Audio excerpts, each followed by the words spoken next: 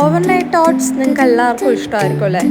മിക്ക ആൾക്കാരും ഇപ്പോൾ ചെയ്യുന്നുണ്ട് വീഡിയോസിനകത്തൊക്കെ. ഓവർനൈറ്റ് ഓട്സ് ഭയങ്കര ഹെൽത്തി ആണെന്നുള്ള കാര്യം.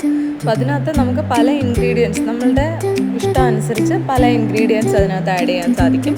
ഞാനിവിടെ എടുത്തിരിക്കുന്ന വൈറ്റ് ഓട്സ് ആണ്. ശേഷം നമുക്ക് ഇഷ്ടമുള്ള ഡ്രൈ ഫ്രൂട്ട്സ് എല്ലാം ഇതിനകത്ത് ആഡ് ചെയ്യാം. പിന്നെ എൻ്റെ കയ്യിലുള്ള അത്യാവശ്യ സാധനങ്ങളെല്ലാം ഞാൻ ഇതിനകത്ത് ആഡ് ചെയ്യുന്നുണ്ട്.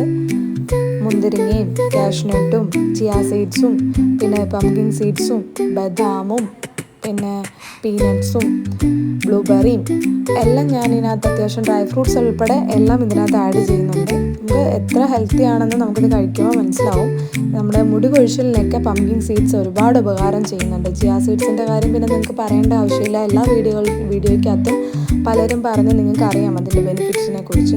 അപ്പം ഇതെല്ലാം കൂടെ മിക്സ് ചെയ്തതിന് ശേഷം ഓവർനൈറ്റ് ഫ്രിഡ്ജിൽ സൂക്ഷിക്കുക. ഫ്രിഡ്ജിൽ സൂക്ഷിച്ചതിന് ശേഷം പിറ്റേന്ന് രാവിലെ നിങ്ങൾക്ക് അങ്ങനെ അത് കഴിക്കാം. അല്ലെങ്കിൽ കുറച്ച് ഫ്രൂട്ട്സ് കട്ട് ചെയ്ത് ആഡ് ചെയ്യേണ്ടവർക്ക് അങ്ങനെ ചെയ്യാം.